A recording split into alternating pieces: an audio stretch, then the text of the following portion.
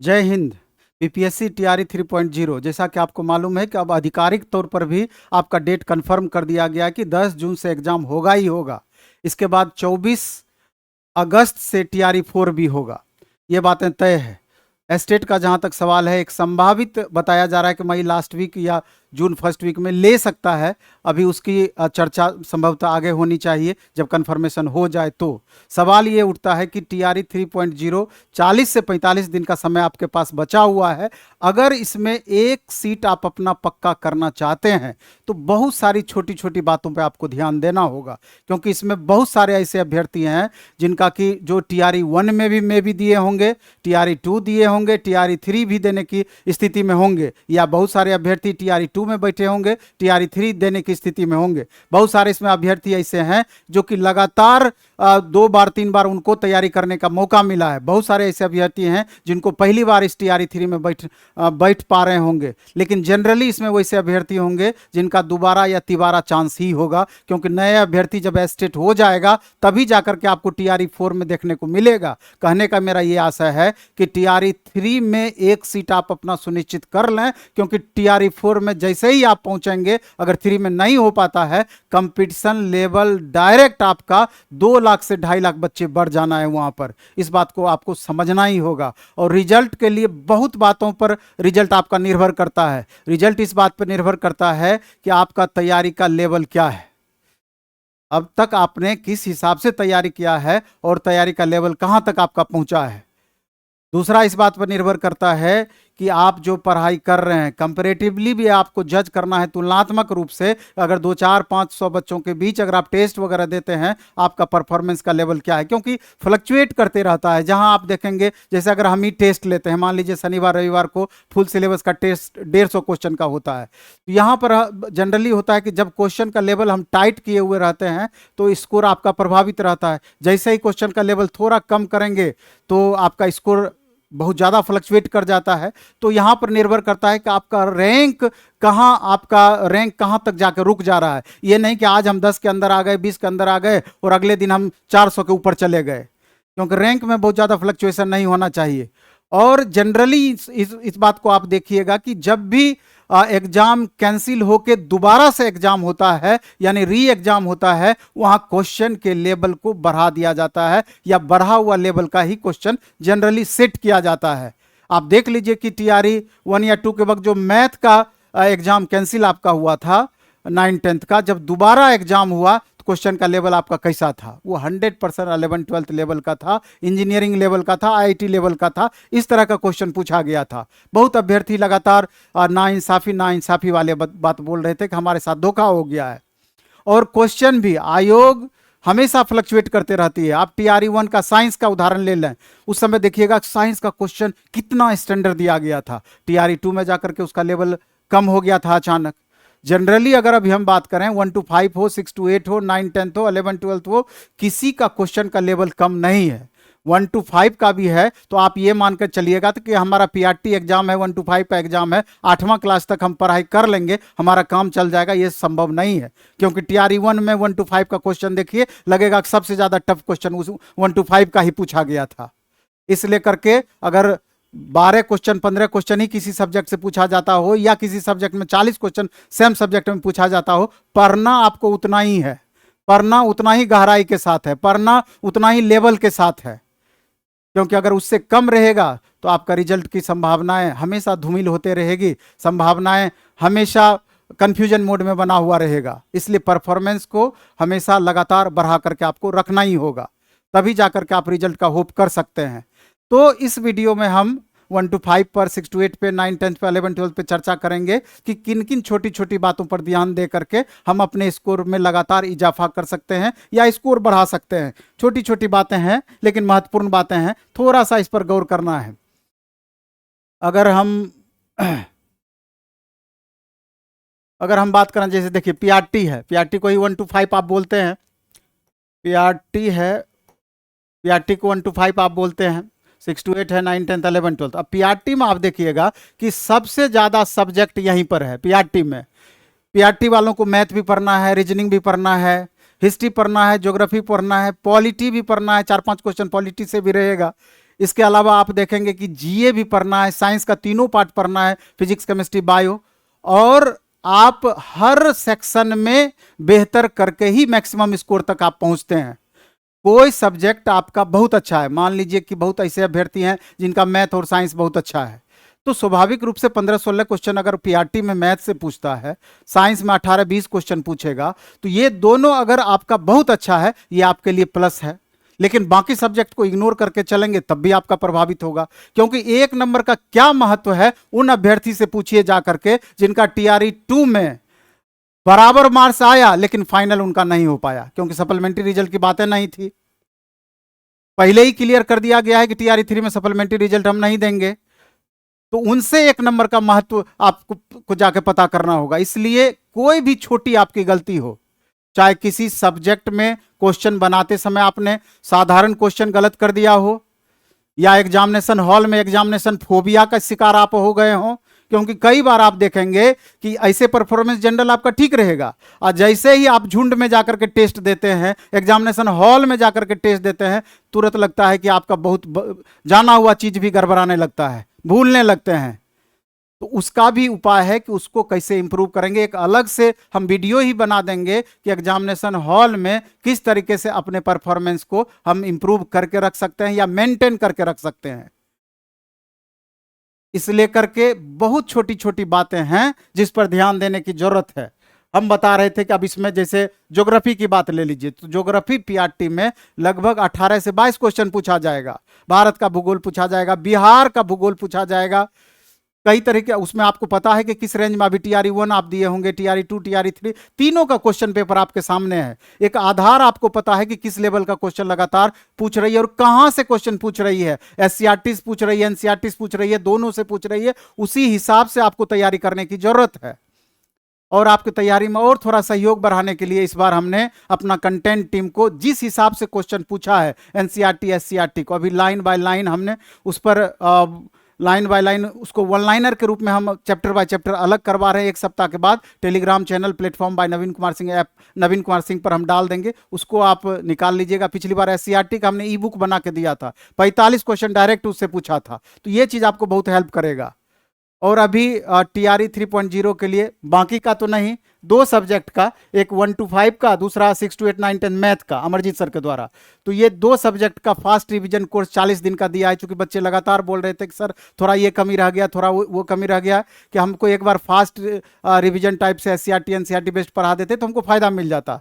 तो जिनको अगर जरूरत महसूस होता है, अपना platform by Naveen Kumar Singh app है, उस पर मात्र 499 रुपये में पूरा सब्जेक्ट टीआरई 3.0 के लिए आप देखिएगा, 499 रुपया फी जरूर देखना है। कई तरह का बैच है, और भी बैचेज है, जिनको सब्जेक्ट में प्रॉब्लम होगा तो अलग अलग सब्जेक्ट का अलग अलग बैच भी है, लेकिन फुल सिलेबस का 499 में दिया हुआ है। तो ऑनलाइन में और ऑफलाइन में उसका लगभग 2500 रुपया फी है। तो 7 बजे से 1 बजे आज से ही बैच स्टार्ट हुआ है, तो उसको आप कर सकते हैं, फायदा होगा। 6 to 8 मैथ और मैथ जिनका है या 9-10 मैथ, तो 12 बजे से 2:30 बजे ऑनलाइन में फास्ट रिवीजन कोर्स मैथ करके आपका बैच होगा, उसको कर सकते हैं। ऑफलाइन में भी भिकना पारी सेंटर पे आपका ये बैच अमरजीत सर के द्वारा स्टार्ट किया गया, उसको कर सकते हैं। लेकिन आप जो भी हो, जरूरत है तो यहाँ पर आकर के क्लास करें, जरूरत है तो ऑनलाइन लें, नहीं तो आप खुद से ही कीजिए, लेकिन कीजिए, करना पड़ेगा। 12 से 14 घंटे का रूटीन अगर 40 से 45 दिन के लिए आपको बनाना पड़े, उतना मेहनत करना पड़े, और उतना मेहनत करके एक सीट अगर आप अपना पक्का कर पाते हैं, उसमें बुराई नहीं होना चाहिए, उसमें गुरेज नहीं होना चाहिए, क्योंकि ये 45 दिन का मेहनत आगे का पूरा भविष्य आपका तय करेगा। आप ये समझिए कि मैक्सिमम टीचर की तैयारी साधारण परिवार के बच्चे ज़्यादा करते हैं, सब करते हैं, ऐसी बात नहीं है, लेकिन कितनी आशा और विश्वास के साथ माँ बाप या गार्जियन आपको उस लायक बनाए हैं, अभी आप तैयारी कर रहे होंगे, तो अगर आपका फाइनल सिलेक्शन हो जाता है तो सिर्फ आपका जिंदगी ही बेहतर नहीं होगा, बल्कि पूरे परिवार का जिंदगी आपका बेहतर हो जाएगा, और समाज में हर जगह आपको एक प्रतिष्ठा की नज़र से देखा जाएगा। तो उस बात की कल्पना कीजिए, अगर थोड़ा भी डिमोटिवेट होते हैं, अपनी माँ बाप के बारे में सोचिए, और पूरा 15 घंटा से कम मेहनत करने का प्रयास नहीं कीजिए। और रिजल्ट के लिए जो भी जरूरी चीज़ें हैं उनको जरूर फॉलो कीजिए। अगर आपने पहले से पढ़ाई कर रखा है तो लाइन बाय लाइन रूटीनबद्ध तरीके से हर सब्जेक्ट का आप रूटीन फिक्स कीजिए और लगातार रिवीजन कीजिए, लगातार रिवीजन कीजिए, लगातार रिवीजन कीजिए। एक एक चीज को 4 बार 5 बार आप पढ़िए, क्योंकि एक बार पढ़िएगा 80% दिमाग से स्किप करना ही करना है। 2 बार पढ़िएगा 60% आपके दिमाग में बना हुआ रहेगा। 3 बार पढ़िएगा 80% आपके दिमाग में बना हुआ रहेगा। 4-5 बार रिवीजन कीजिएगा, वो 100% वो आपका अपना हो जाएगा। पढ़िएगा, 1 मिनट फुर्सत नहीं है और नहीं तो फुर्सत ही फुर्सत है, दोनों बातें हैं। हमेशा हम इस बात को बोलते हैं। आप देखिए ना, 9 से 10 सब्जेक्ट आपको पढ़ना है। पीआरटी वालों को समय आपके पास कहाँ है? आप जोड़ लीजिए पर सब्जेक्ट कितना देर का समय है। इसी में आपको रिवीजन भी करना है, जो आपका वीक पोर्शन है उस पर भी ध्यान देना है, सब्जेक्ट वाइज भी प्रैक्टिस करना है, फुल सिलेबस का भी प्रैक्टिस करना है, तभी तो उस लायक आपका इंप्रूवमेंट हो पाएगा। अगर आप पटना रहते हैं तो अभी हम बता देते हैं कि पीआरटी को छोड़ दीजिए, 6 to 8, 9, 10 की हम बात कर रहे हैं, चाहे आपका साइंस है, सोशल साइंस है, मैथ है, तो या हिंदी या इंग्लिश है। अभी 40 क्वेश्चन का हमने डेली टेस्ट स्टार्ट किया है, क्योंकि हमको पता है कि टीआरई 3 में मैक्सिमम स्टूडेंट का सब कुछ पढ़ा हुआ है। अब उनको अधिक से अधिक प्रैक्टिस करने की जरूरत है।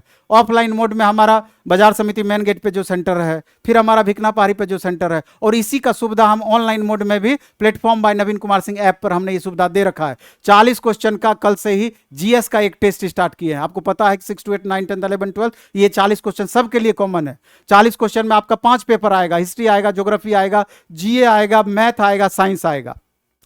8-8 क्वेश्चन सब सेक्शन से रहेगा और एक एक मार्क्स जोड़ करके ही हमेशा हम बोलते हैं आप मैक्सिमम तक पहुंचेंगे। इसलिए 40 मार्क्स का, चूंकि ये आपके स्कोर में ऐड होता है, इसका एक अपना अलग महत्व है।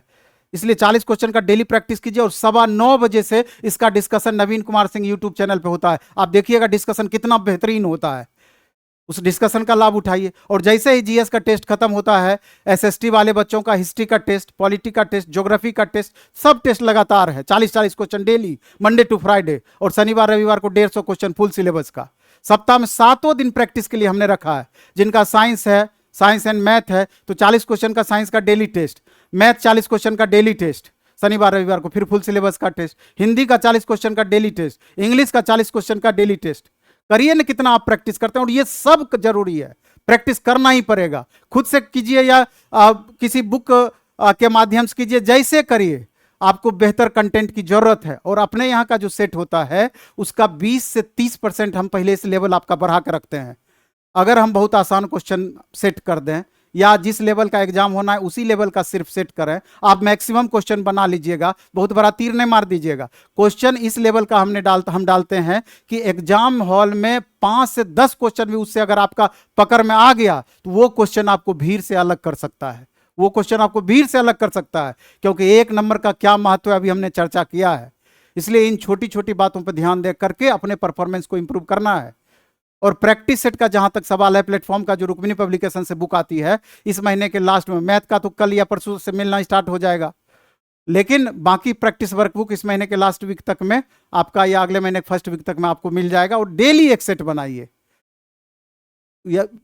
और इस बीच में आपको जो भी लगता है अभी भी कि मैथ में ये टॉपिक में हमको दिक्कत रह गया, साइंस में इस टॉपिक में दिक्कत रह गया, इसके बाद एसएसटी में इस पेपर में इस टॉपिक में हमको दिक्कत रह गया, खूब मेहनत उस पर कीजिए, अपने से भी कीजिए। एनसीईआरटी का सब बुक अपने पास रखिए, खूब मेहनत कीजिए। देखिए रिजल्ट कैसे नहीं होगा, क्योंकि अगर आप इसी का तुलना, अभी कंपटीशन लेवल आपके फेवर में है, आप देख लीजिए 1 to 5 हो, 6 to 8 हो, 9, 10, तो 6 to 8 में सबसे ज्यादा कंपटीशन है, लेकिन बाकी में सब में फेवरेबल है। आप तुलना कीजिए बिहार एसएससी से। बिहार एसएससी में 12,100 पोस्ट के लिए 25 लाख बच्चे फॉर्म भरे हुए हैं।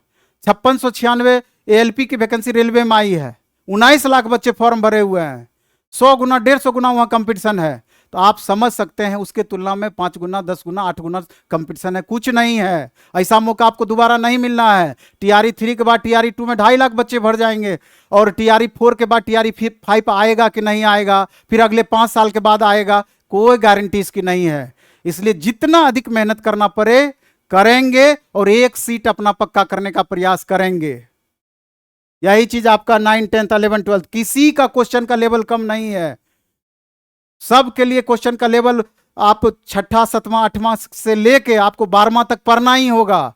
10वां तक से 80% 90% क्वेश्चन आएगा। 10 to 20% क्वेश्चन 11 12 से भी घुस करके पूछ सकता है, इस बात को ध्यान रखना है। और 11 12 वाले पीजीटी के जो छात्र हैं, अगर उनको टीआरई 4 देना है तो मंडे से पीजीटी टीआरई 4 का बैच स्टार्ट हो रहा है। वो कंप्लीट 11 12 एनसीईआरटी पर बेस्ड होगा। कुछ मैथ का हो गया, फास्ट रिवीजन कोर्स टीआरई 3 के लिए भी ला रहे हैं 11 12 का। फिर फिजिक्स का फास्ट रिवीजन कोर्स ला रहे हैं, ज्योग्राफी का या और कुछ अन्य पेपर का भी फास्ट रिवीजन कोर्स आ जाएगा। उसके लिए अलग से भी एक वीडियो हम दे देंगे, नहीं टेलीग्राम देखते रहिएगा, आपको पता चल जाएगा। तो मेरा ये कहना है, पढ़िए, पढ़ना ही आपका एक अंतिम विकल्प है। इसलिए कर्क बाबू खूब अच्छे से पढ़िए, खूब मन से पढ़िए, और एक सीट आप अपना पक्का करके अपने परिवार का, खुद का, जीवन को एक नई दिशा प्रदान कीजिए। और ये संभव है, असंभव कुछ भी नहीं है। इस वीडियो में हम इतना ही रखेंगे। कोशिश करना है कि जो भी बातें हम बोले हैं थोड़ा सा ध्यान देना है। रूटीन कैसे, क्योंकि अभी आप देख लीजिए मोबाइल में जितना आप लाभ लेते हैं उससे डिस्ट्रैक्शन भी होता है। ये आप पर निर्भर करता है, पर्टिकुलर पर्सन टू पर्सन अलग अलग निर्भर करता है। इसलिए करके आपको ध्यान देना है कि मोबाइल के डिस्ट्रैक्शन से थोड़ा सा बचना है। क्योंकि मोबाइल का यूज कीजिए, दुरुपयोग उसका मत कीजिए। क्योंकि 2 घंटा 3 घंटा ही शॉर्ट्स देख रहे हैं, वीडियो देख रहे हैं, किसी से बात कर रहे हैं, वो काम नहीं देना है। थोड़ा अगर बाहर रह के तैयारी कर रहे हैं, घर पर भी तैयारी कर रहे हैं, थोड़ा गेस्टिंग से बचना है। कुछ चीज़ों को अभी से लेकर के एग्जाम तक इग्नोर करना है। आप किसी पर्टिकुलर पर्सन को जो आपके बहुत प्रिय हैं उसको भी इग्नोर कर दीजिएगा। अगर आपका रिजल्ट हो जाएगा तो फिर सब यथावत हो जाएगा, नहीं तो वही आदमी आपको बाद में जाकर के पूछे, बोलेगा कि जब जाते थे ऐसे गप देता था, ऐसे ये देता था, तो फिर उसी आदमी का भाषा आपका बदल जाएगा। इसलिए करके इस चीज़ को इग्नोर करना है और अपने लिए 1.5 महीना कम से कम मेहनत कीजिए, अपने ज़िंदगी के लिए 1.5 महीना मेहनत कीजिए। धन्यवाद, बेस्ट ऑफ लक।